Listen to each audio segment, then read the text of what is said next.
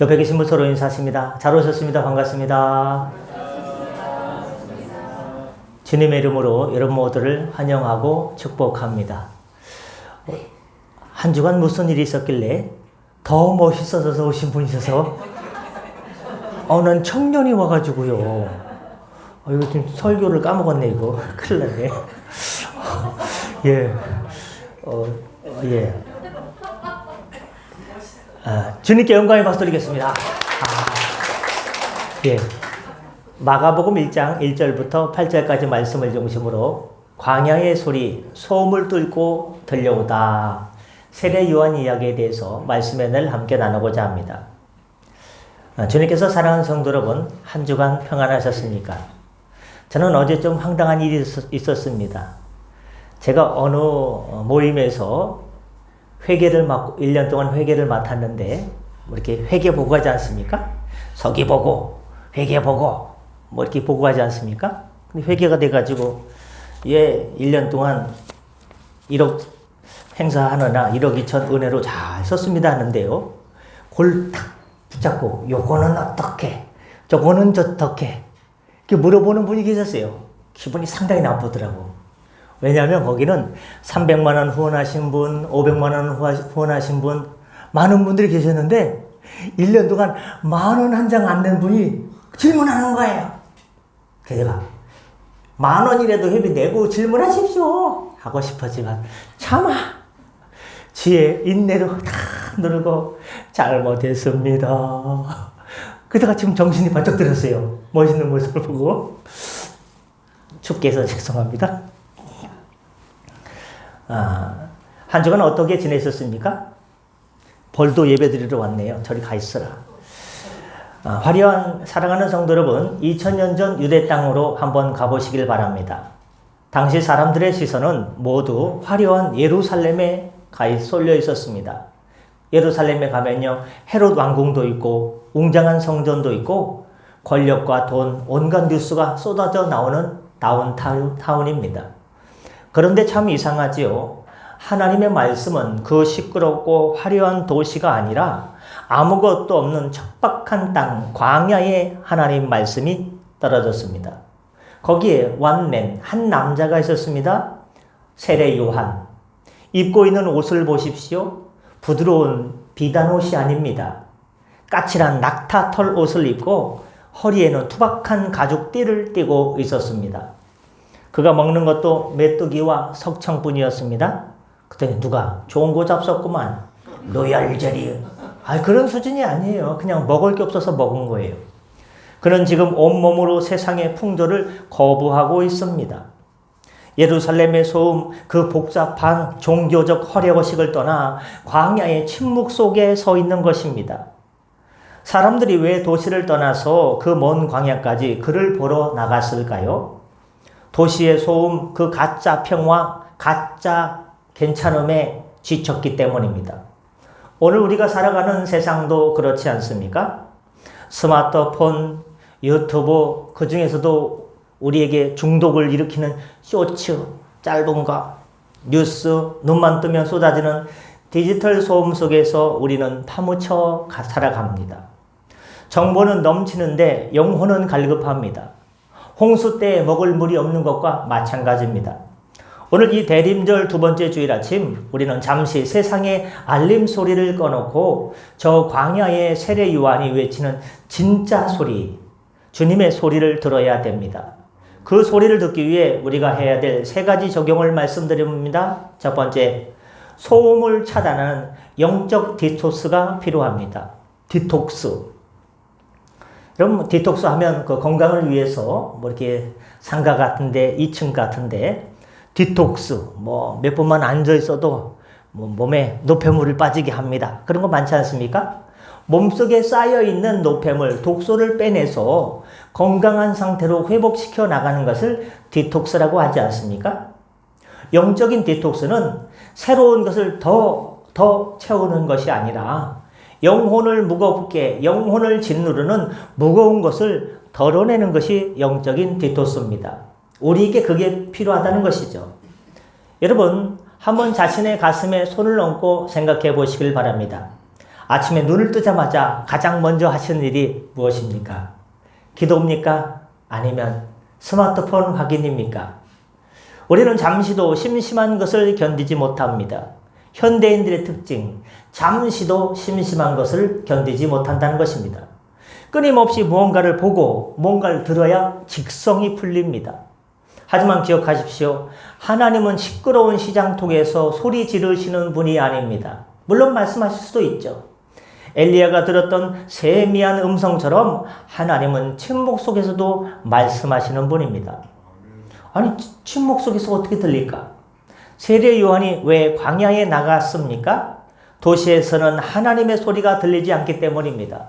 도시에서는요, 밤에 나가면 뭐가 안 보입니까? 별이 안 보이죠. 근데 시골에 여행을 가게 되면요, 저녁 먹고 밖에 나오면요, 깜깜한 밤하늘에 별이 그렇게 많은 거예요.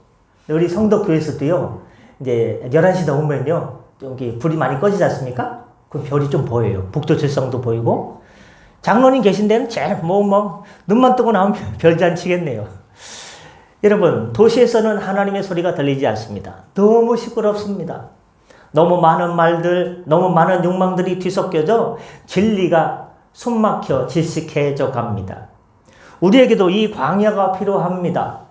의도적으로 소음을 차단하는 훈련, 영적 디토스가 없으면 우리는 영영 주님께서 들려주시는 소리를 듣지 못할지도 모릅니다. 세상의 소리를 줄여야 하나님의 소리가 커집니다. 옆에 분 인사합니다. 세상의 소리를 줄여야 하나님의 소리가 커진다. 이것은 단순한 습관의 문제가 아니라 내 영혼이 사느냐 죽느냐 하는 중요한 생존의 문제입니다. 여러분, 김동원 목사님은요, 유튜브 날마다 기막힌 새벽 맞죠? 날기새를 통해서 주로 무슨 말씀을 강조하시냐? 생각 좀 하고 삽시다. 우리가 사는데 생각 좀 하고 삽시다. 그 말씀을 자주 하시더라고요. 그냥 흘러가는 대로, 알고리즘이 이끄는 대로 살면 그것은 사는 것이 아니라 떠내려간다라는 것입니다. 여러분, 습관이 영성을 만듭니다. 아침에 일어나서 세상 뉴스보다 말씀 한 구절을 먼저 보는 그 거룩한 고집, 그게 우리를 살려줄 줄 믿습니다. 고전 명작을 하나 소개하고자 합니다. 이름이 좀 욕이 아니에요. 잘 들으세요. 나스메 소새끼. 욕이 아니에요. 이름이에요. 일본 사람 이름을 존중하세요. 이 사람이 쓴 마음이라는 책이 있거든요. 명작입니다. 사람의 양심과 죄책감 그리고 숨겨진 비밀이 천천히 영혼을 무겁게 만드는 묘사가 반복되고 있습니다. 겉으로는요, 학원에 가서 애들을 가르치고 애들을 운전하고 이렇게 가정을 보살피고 관계를 유지하며 살고 있지만 가슴 속에는 누구에게도 말하지 못한 감정이 눈이 오듯이 켜켜이 차곡차곡 쌓여져 가고 있습니다.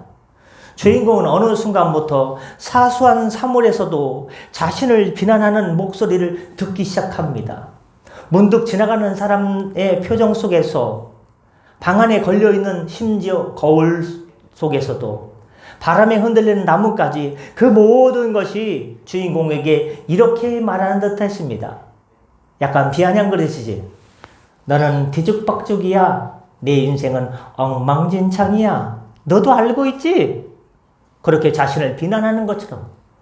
아니, 그냥 지나가는 행인의 표정 속에서 나를 비난하는구나. 낙엽이 흔들려도 나를 비웃는구나. 이렇게 망상 속에 빠져가는 자신을 발견하게 되었습니다. 그제 그는 깨닫습니다. 문제라는 것은 삶이 문제가 아니고 상황도 아니고 사람들이 아니라 나의 내면에 쌓여있는 감정의 찌꺼기가 내 영혼을 질식하고 있었다는 그 사실을 깨닫게 됩니다.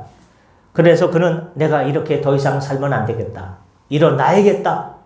나는 내 말로 말미암아 나를 이렇게 올무에 걸리지 않게 해야겠다. 그런 과거의 상처와 감정, 말하지 못한 죄책감을 마음속에서 끄집어내서 정리하기 시작합니다.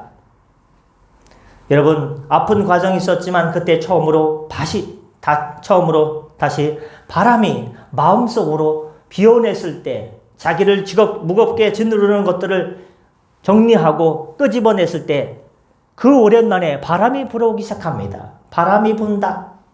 버린 것이 삶을 가볍게 하는 것이 아니라 버리는 과정이 다시금 자신을 살아나게 했습니다. 우리도 영적으로 지칠 때가 있습니다. 예배도 드리고 말씀도 듣고 있지만 상황이 변하지 않습니다. 상황도 변하지 않습니다. 영혼이 그저 묵직하게만 느껴져 갑니다. 하나님이요? 너무 멀게만 느껴집니다. 하나님, 내 인생을 관여하지 않고 그냥 방치해 두고 계신 것은 아닌가? 너무하신 것은 아닌가? 그런 느낌이 들 때 있습니다. 여러분, 그때 필요한 것은 더 많이 하는 신앙이 아닙니다. 덜어내는 것입니다. 우리 마음속에서 뭘 덜어낼까요? 비교하는 것, 미움. 쉽게 얘기하면, 절에 후원 많이 하신 분들은 수고했다고 격려해 주는데 10,000원 한 장 회비 안 낸 분이 나한테 회개가 어떠니 저쩌니 미워하는 마음을요. 저도 덜어내듯이 여러분도 덜어내시길 바랍니다. 덜어내세요. 쓴뿌리를 덜어내고 여러분 멈춘 기도를 다시금 살려야 됩니다. 포기한 소망을 덜어내야 됩니다. 그것들을 하나님께 꺼내놓는 순간, 십자가 앞에 내려놓는 순간 다시 바람처럼 은혜가 여러분의 심령에 찾아와서 여러분의 영을 살리고 육을 살리게 될 줄 믿습니다. 기독교의 지성 C.S. 루이스가 쓴 스크루테이프의 편지를 보면 고참 악마가 신참 악마에게 일로 와봐라. 인간을 유혹하는 방법을 가르쳐 줄게. 내가 하는 얘기 잘 들어. 라고 하는 장면이 나옵니다. 고참 악마는 이렇게 조언합니다. 인간에게 침묵을 주지 마라. 그들이 생각할 시간을 주지 마라. 대신 끊임없이 노이즈, 소음을 선물하라고 조언합니다. 악마는 우리가 시끄러운 음악, 뉴스, 잡담 속에 빠져서 늘 하는 저는 어디가 안 좋아요. 너는 옛날에 이런 사람이에요. 자신의 말의 올무에 잡혀 빠져서 하나님을 생각할 틈을 주지 않으려 한다는 것입니다. 소음은요, 사탄의 무기입니다. 대림절 기간 이 악마의 소음을 끄는 훈련을 하시길 바랍니다. 두 번째, 내가 작아져야 들리는 경청의 겸손을 회복하시길 바랍니다. 오늘 본문 7절을 보십시오. 세례 요한은 당시 최고의 인기를 누리던 슈퍼스타였습니다. 하지만 그는 이렇게 말합니다. 나보다 능력 많으신 이가 내 뒤에 오시는데 나는 굽혀서 그의 신발끈을 풀기도 감당치 못하겠노라. 여기서 중요한 단어가 굽혀라는 단어입니다. 허리를 숙이고 낮아져야 한다는 것입니다. 여러분, 디지털 세상은 어떻습니까? 모두가 고개를 뻣뻣이 들고 있습니다. 그래서 어떤 사건이 나타나면요. 다들 자기가 판사고 모두가 선생님입니다. 댓글창을 보십시오. 남을 판단하고 정죄하는 말들이 그야말로 홍수처럼 쏟아져 넘쳐납니다. 내가 내는 소리가 너무 크니까 주님의 소리가 들리지 않는 것입니다. 듣는다는 것, 이것은 곧 낮아짐입니다. 내 주장, 내 판단, 내 경험을 십자가 앞에 내려놓고 엎드려야 비로소 하나님의 말씀이 들려오게 됩니다. 세례 요한은 철저히 자기를 지우고 예수님만 드러냈습니다. 예수님만 높였습니다. 그래서 예수님에 대해서 자기의 수제자들에게 뭐라고 말씀하냐? 그는 흥하여야겠고 나는 쇠하여야 하리라. 이 고백이 우리의 고백이 되어야 됩니다. 내가 죽고 내 자아가 침묵할 때 비로소 내 안에 살아계신 주님이 성령의 은혜 가운데 말씀하시기 시작합니다. 여러분, 베이직 교회에 담임하고 있는 조정민 목사님 아시지요? 유명한 분이지 않습니까? 그분이 원래는 언론인 출신 아닙니까? 평생 뉴스를 다루던 분이 목회자가 되어서 하시는 말씀이 있습니다. 세상 뉴스는 사실 팩트일지는 몰라도 트루스, 진리는 아니다 라고 강조했습니다. 우리가 사실은 따지고 내 의견을 말하느라 혈안이 되어 있는 동안 정작 생명의 진리는 놓치고 있다는 말씀입니다. 입을 우리는 닫고 귀를 여는 것, 그것이 바로 예수님을 따라가는 제자도입니다. 여러분 어떤 그림 좋아하십니까? 저도 초등학교 5학년 때요. 담임 선생님이 제가 그림을 그렸어요. 그래서 뭐 산 이렇게 그리고요. 밑에 풀 이렇게 그리고요. 다 그냥 이런 뭐 물결 치는 거네요. 그때 선생님이 제 그림을 보고 야, 기순아, 너 그림에 소질이 있다. 아우, 저는 처음으로 칭찬받았어요. 5학년 때. 그 전에 선생님들은 왜 칭찬을 이렇게 인색한 거예요? 칭찬하면 죽어요? 그래서 기분 좋았어요. 야, 화가가 될까? 근데 그게 쉽지 않더라고요. 맨날 산만 그리니까. 맨날 풀하고 나무만 그리고 늘 갈색 그리고 초록색 그리니까 뭐 창의적으로 발달이 안 되니까요. 이게 아주 쉽지 않다는 것을 알았습니다. 여러분은 어떤 그림을 좋아하십니까? 여러분이 잘 아시는 밀레의 그림 만종을 잘 아실 겁니다. 만종. 해질녘 들판에 가난한 부부가 일을 하다가 저 멀리서 들려오는, 마치 저 양평에서 들려오는 듯한 교회의 종소리가 땡땡 하고 들려오자 하던 일을 멈추고 고개를 숙여 그 자리에서 기도합니다. 그 그림이 여러분 왜 위대합니까?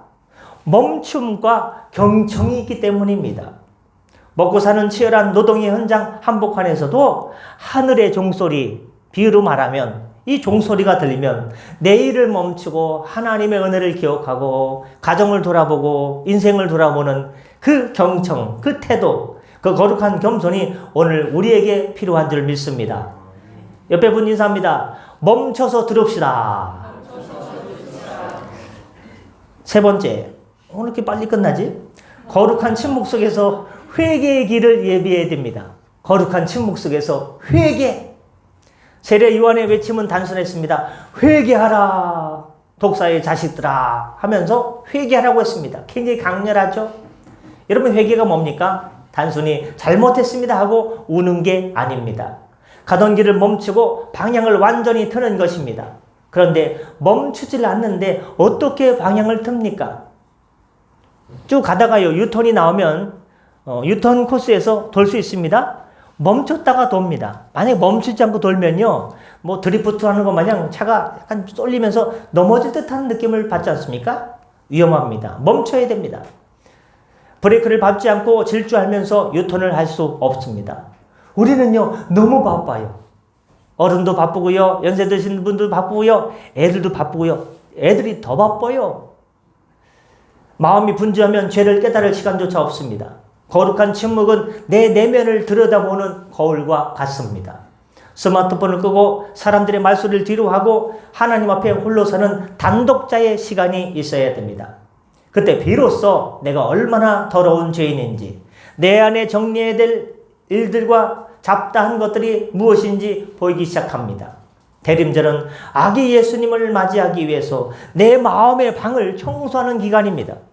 대림절 1, 2, 3, 4주는요, 내 마음을 비우는 기간입니다. 마음속에 이 땅에 구주로 오신, 참빛으로 오신 예수님을 맞아들이고 환영하고 영접하기 위해서 내 지저분한 방을 깨끗하게 구주 예수님을 모셔드리기 위해서 청소하는 시간입니다. 시끄러운 상태에서는 청소가 되지 않습니다. 고요함 속에서만 정결함이 찾아옵니다. 분당 우리 교회 이찬수 목사님 설교를 듣다 보면 참 애통한 마음이 느껴질 때가 많습니다. 그분이 자주 강조하시는 말씀 중에 이런 말씀합니다. 우리가 하나님 앞에서 뭐 하는 것을 잊어버렸다? 하나님 앞에서 우는 것을 잊어버렸다라고 강조합니다. 여러분, 왜 눈물이 말랐습니까? 하나님과 독대하는 시간이 없어서 그렇습니다. 바쁘긴 바빠요. 엄청 바빠요. 뭘 했는지도 모를 만큼. 사람 앞에서 바쁘고요, 또 사람 앞에서 연기하느라 바빠서 하나님 앞에서 정직하게 깨어지는 침묵의 시간이 없어서 그렇습니다. 프랑스의 천재 수학자이자 철학자인 파스칼은 그의 책 팡세에서 인간이 왜 불행한 거냐, 이 세상에 도대체 인간이 왜 불행한 거냐, 이 질문에 잠을 못 자는 거예요. 인간의 인생이 왜 불행할까? 왜 슬프지? 왜 괴롭기만 하지? 잠 못 자다가 쓴 책이 팡세입니다. 팡세에서 그는 이렇게 통찰했습니다.